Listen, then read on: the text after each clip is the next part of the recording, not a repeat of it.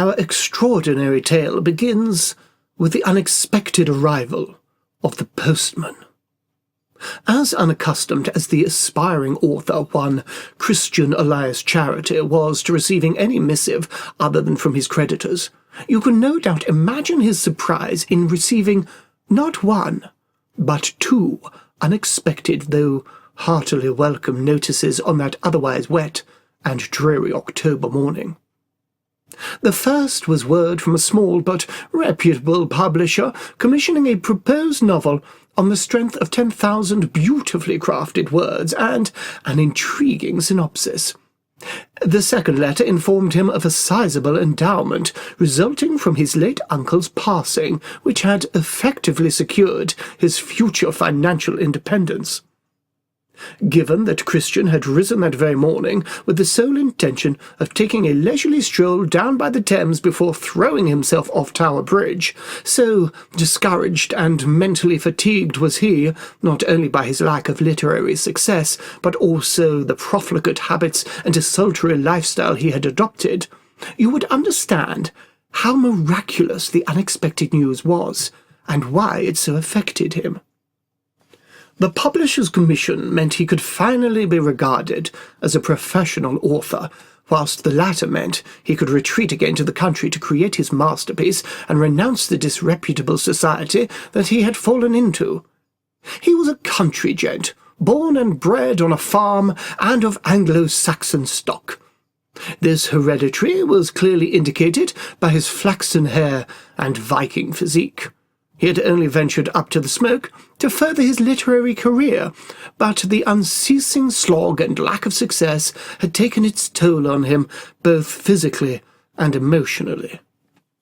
Here at last came his reclamation, and he was soon scouring the letting sections of the East London Advertiser for a suitable country retreat, and quickly found one, in Kent, that seemed perfect for his needs. No sooner had he laid eyes on Airy Bush Farm than he had fallen in love, for indeed it was both airy and had bushes. Situated only half a mile from the local railway station, it was an impressive erection, with a pleasant aspect, twin projecting gables, a small holding, was fully furnished, and had servants in situ. He signed the lease forthwith, and had installed himself and his meagre array of worldly goods by the beginning of December. It was a week into his residency when the rapping of knuckles on the study door forced Christian to lift his head from his manuscript in progress and, reluctantly, swivel on his captain's chair away from his desk and his labours to meet the unwelcome disturbance. "Come in." His housekeeper, Mrs. Hatchett, stood in the open doorway, dressed in her customary funeral garb, and exhibiting all the joie de vivre of a gloomy portrait in a dark and dusty corridor. "You have a visitor, sir. It's—" The jovial figure that swept past her, with hand outstretched, dressed in a suit of grey flannel, and carrying a silver-tipped and sizable swagger-stick, said, without turning back, "Could you bring us some tea, my dear, and a tot of whisky, for medicinal purposes?" He grinned at Christian, with a twinkle in his eye. Mrs. Hatchett bared her teeth in an approximation of a smile that looked more like a threat, and departed with a curt nod to the doctor's back.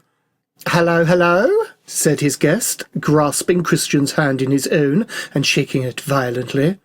"Dr. De Quincey Lovelady at your service, but please do call me Dr. Lovelady."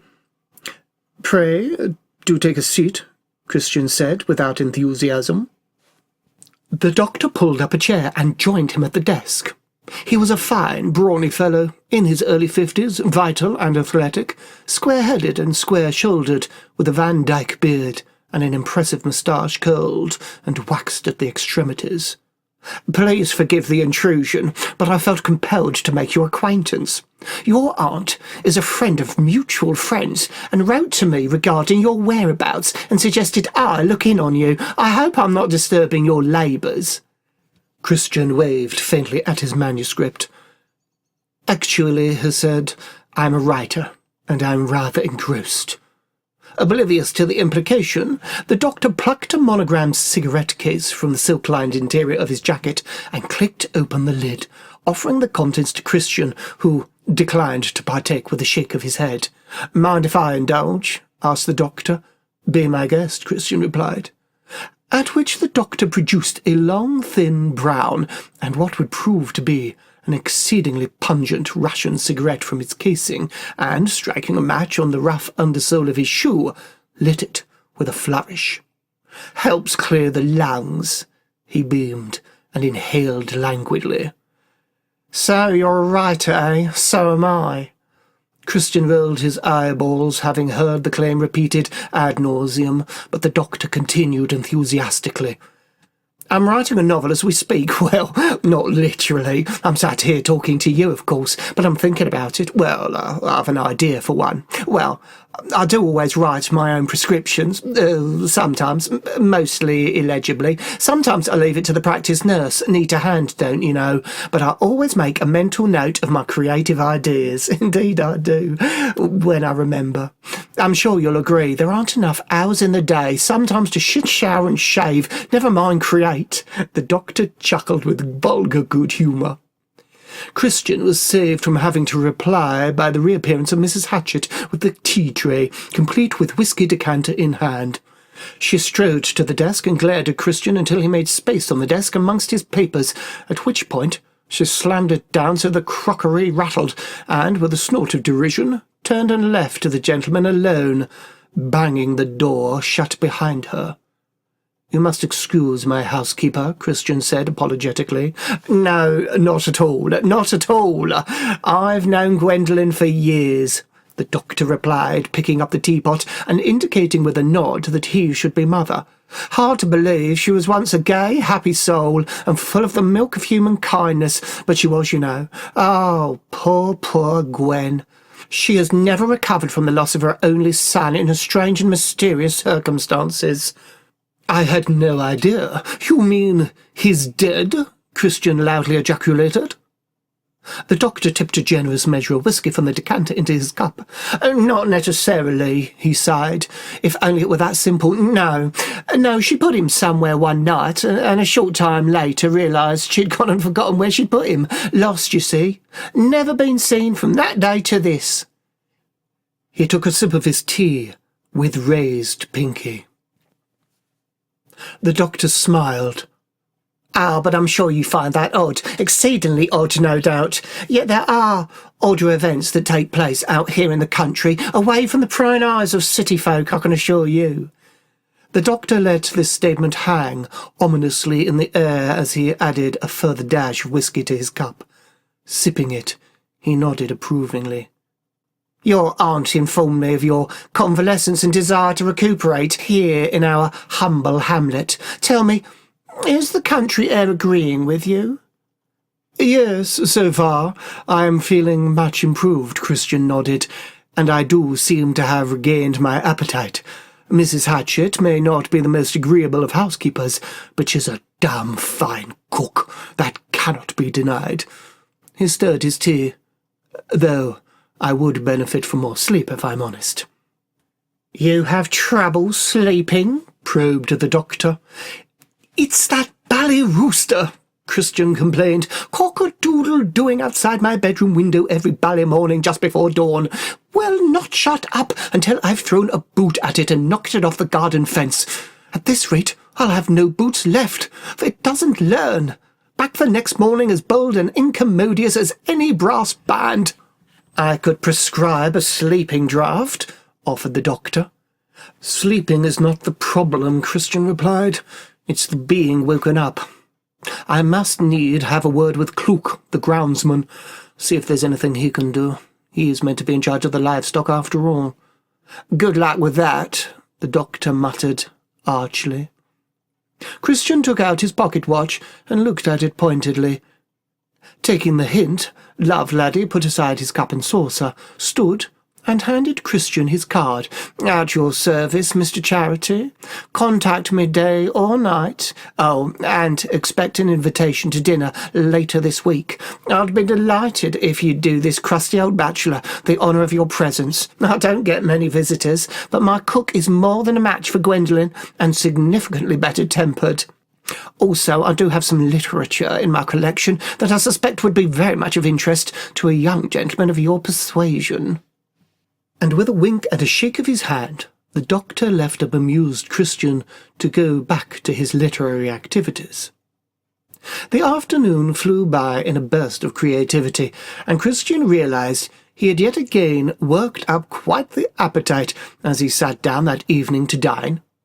Mrs. Hatchett did not disappoint with a meal that was more like a feast. He felt replete when he finally finished, but in such good humour that he ventured a joke as Mrs. Hatchett cleared the last of the dishes. "By Jove," he remarked, "anyone would believe you are intent on fattening me up for Christmas." Mrs. Hatchett regarded him with stony silence. "Just jesting, Mrs. Hatchett," he apologized, without being quite sure what he was apologizing for. She exited without a word, pushing her housemaid's trolley purposefully before her. "Bugger this," he muttered to himself as he got to his feet. The need for more convivial company prompted him to venture to the local village tavern for a snifter or two. He had exchanged pleasantries with the burly landlord of the barmaid's apron upon entering, then spent an agreeable hour sitting quietly in a corner of the inn, surrounded by the amiable hubbub of the other patrons, before heading homeward. As he exited, he lit his pipe, and, turning up the collar of his overcoat, set off on the short stroll home.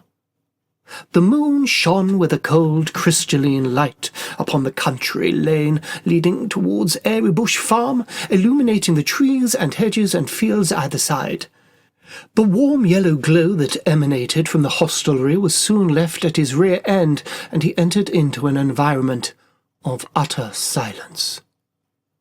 It was a lovely night, one not for sleep, but for trysting lovers, canoodling under the stars, Christian imagined, though in truth he had little experience of the like beyond his fertile imagination. He turned towards the stile opening upon a path, joining the footway that afforded him a short cut back to the farm. It was then he first fixed his gaze on the great dark man. If a man could be described as beautiful, then the figure that sat atop the stile was the apotheosis. Christian had later wondered why he was not afraid to come upon a stranger on that lonely country road, but in truth he was too in awe of the virile yet sensitive swarthy countenance that had turned soulful dark brown eyes towards him as he approached. "It's a nice night for it," the stranger remarked. "A nice night for what?" Christian spluttered.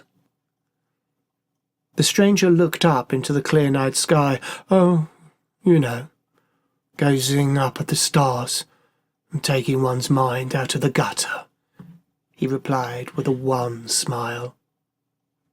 Christian made to pass by him and cross over the stile. "Then I shall leave you to your thoughts without disturbance, and bid you good night, sir." The stranger lay a gentle hand on Christian's shoulder as he passed, and he felt as though a bolt of electricity had passed through his entire body, so that his extremities now tingled. "Nay, please, tarry a while. It's not often I'm in company." Christian looked at him curiously. That so beauteous a man would not be the toast of any social gathering was hard to believe. "But I forget myself. We have yet to be introduced. My name, sir, is Peregrine Falcon. Perry for short." "And I am Christian Charity. Pleased to make your acquaintance, Mr. Falcon." "Perry, please," came the reply, as the two men shook hands. Another jolt passed through Christian's entire length. He decided to stay. It was past midnight when Christian finally snuffed out his bedside candle and settled down under the eiderdown to sleep, but he could not help reflecting on the social intercourse that had recently passed between Peregrine and himself. Their encounter had felt like a strange form of courtship. What folly, what nonsense, thought Christian. Yet their encounter, as delightful as it had been, was full of oddities. Perry would not disclose where he lived or what occupation he pursued. Moreover, he had begged Christian not to reveal their assignation to anyone or ask after him in the village. He would not explain why, but assured Christian they would meet again upon the stile. And so it was that the great dark man pursued him like a phantom through his dreams. Christian awoke more than unusually fagged out, and more annoyed than ever to find his blissful sleep disturbed by the trumpeting of the rooster. He dressed in hot haste, grabbed an umbrella from the hall stand, and ventured forth into the mist of a showery dawn. He found Igor Kluk, the groundsman, mucking out the stables. His surly manner was more than a match for Mrs. Hatchett, and he clearly did not enjoy being interrupted in his duties either.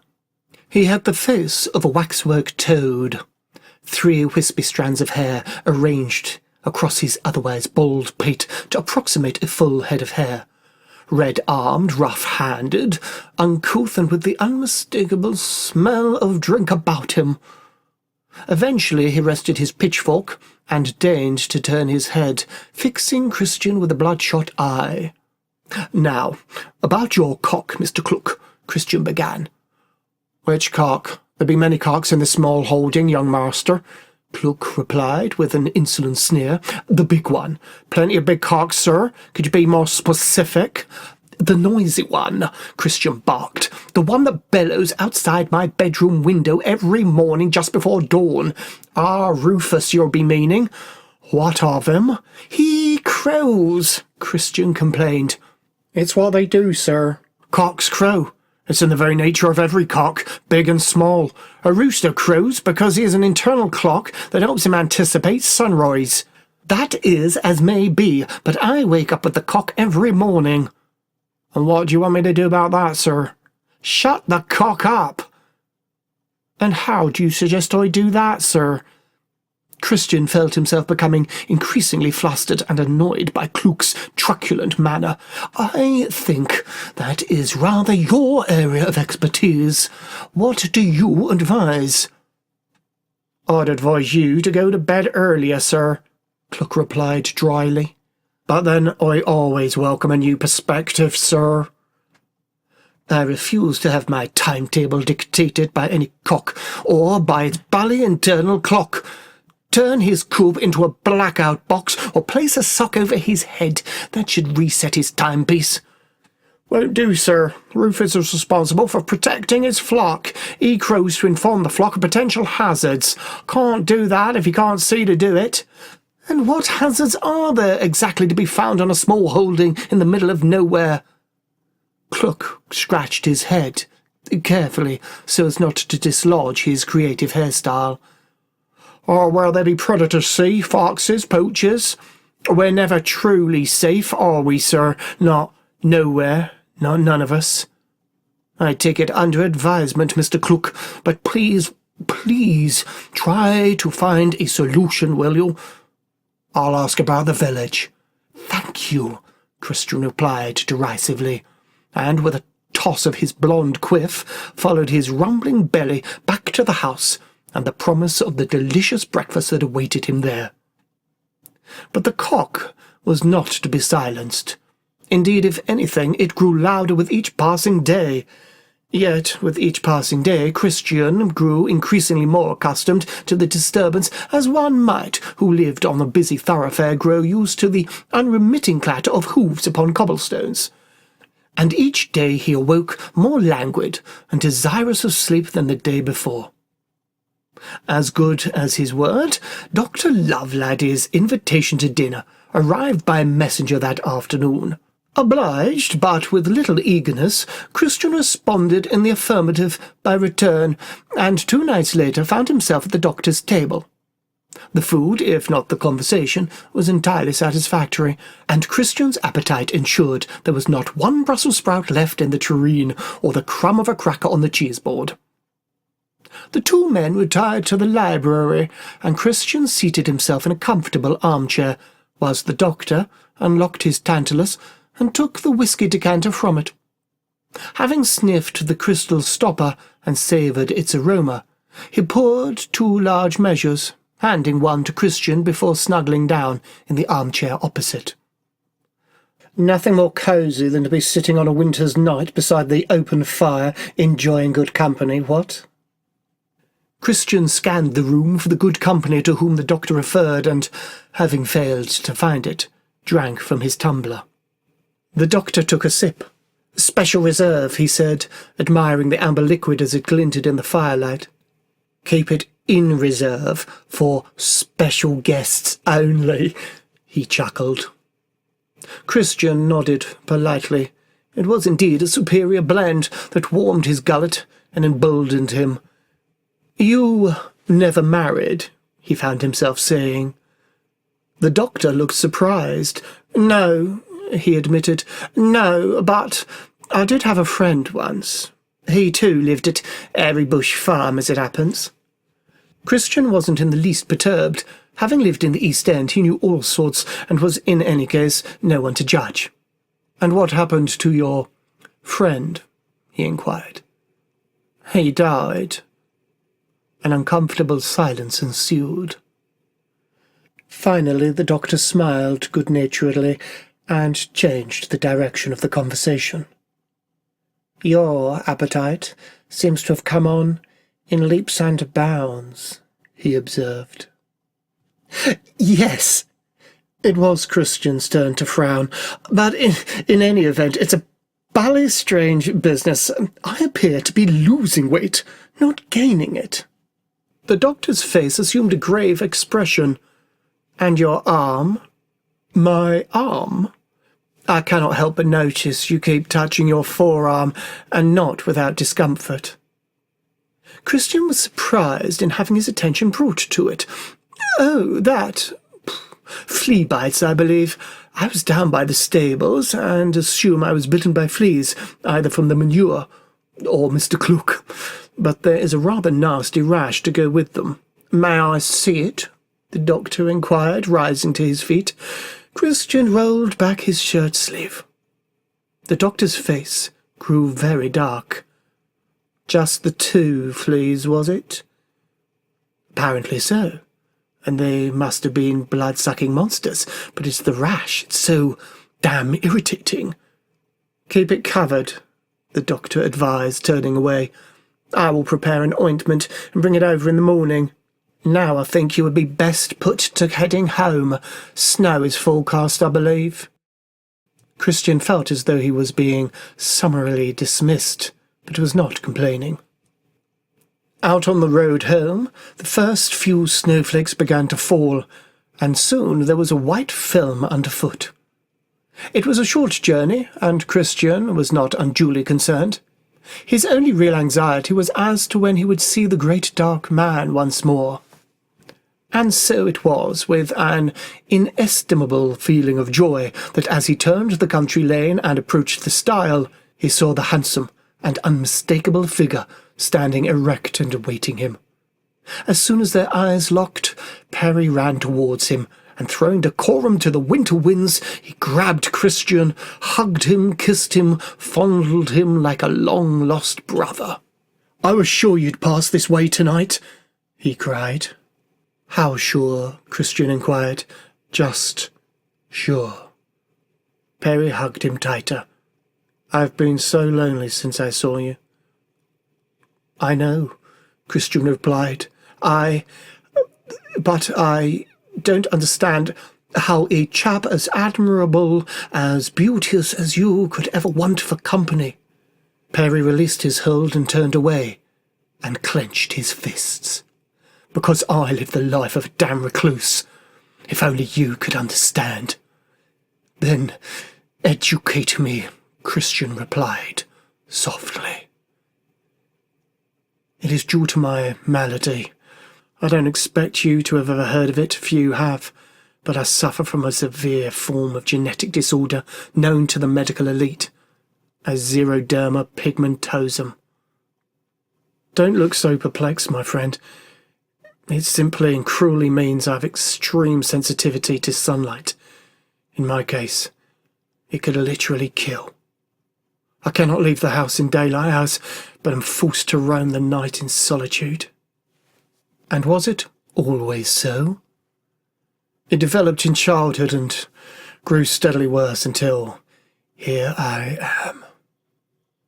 Christian reached out a hand and touched Perry's arm, causing him to turn and see the tears in his own dear eyes. Then I will stay with you for an hour or two, for I know only too well how it feels to be alone in this world, my friend. By the time Christian had finally trudged home, the snow lay ankle-deep. No sooner was he in his nightshirt and under the covers than he fell into an exhausted sleep, but it was to be a sleep that held no rest. 2 phantom figures were engaged in hot pursuit, one after the other. With a growing sense of terror, Christian realized the phantoms were of Dr. Lovelady chasing a frantic peregrine falcon who soared like the spring-heeled jack over stile after stile in order to evade capture. Christian awoke to a cacophony of sound, wondering if he were in bed or bedlam. "No, mother, no!" he heard Perry cry, and opening his eyes turned to see in the dim light a frantic Perry to his left, arms outstretched in protest. He turned swiftly in the direction indicated, and to his utter shock and revulsion saw Mrs. Hatchett kneeling beside the bed, her cadaverous eyes gleaming, her festering fangs buried bone deep into his forearm, blood spurting over her hideously gleeful face. "Out of my way, Perry, out of my way," boomed Dr. Lovelady as he barged into the room like a raging bull, elbowing Perry to one side. He plucked the silver cap from his swagger stick and, darting forward, plunged the finely chiselled point into the chest of an otherwise occupied Mrs. Hatchett. With superhuman strength, he rammed the full length through her chest cavity until it emerged out of the back of her dress. Thus impaled, she released her bloody fangs and collapsed back with a shriek of horror, the like of which Christian had never heard before, and prayed he would never again. The doctor dropped to his knees beside the gruesome corpse and muttered, "Poor, poor Gwen." In the momentary silence that followed, the cock crowed. The doctor swung his head around. "Oh, no! Oh, dear God, no!" But too late. The first rays of light shone through the open curtains and, magnified by the glass, struck Perry full in the face. His beautiful visage immediately began to blister, and as his hand attempted to cover it, they blistered also, as if seared by flame, and he howled in utter agony. Without thinking, Christian leapt from his bed, flung the eiderdown over Perry, and bundled him into the back of his wardrobe, slamming the door shut. "You saved his life," said the doctor. "'Tis a life worth saving," Christian replied, then became distracted by the sight over the doctor's shoulder, for as the sun's rays fell upon the remains of one Mrs. Gwendolen Hatchett, she was fast transforming into little more than a heap of dust and ash. There are doubtless those amongst you who are keen to know what came to pass thereafter. Let me not keep you in further suspense. Dr. Lovelady attended to Christian and Perry's wounds and nursed them both back to full vigour. Blackout curtains were installed throughout Airybush Farm, and the 3 formed a menage of intimate friendship therein, and lived happily ever after. It was the doctor who had spirited Mrs. Hatchett's child away to safety, of course. He had seen her turn, could see it would not end well, and he was, after all, obliged to his dear friend, her dead, long-departed husband, Ronald Hatchett Falcon, Esquire. Perry had been in his care ever since. As for Igor Kluk, So disgusted was he by being tasked with sweeping up Mrs. Hatchett's mortal remains, that he resigned his post and returned to his homeland of Transylvania, where, as legend has it, he wasn't welcome either.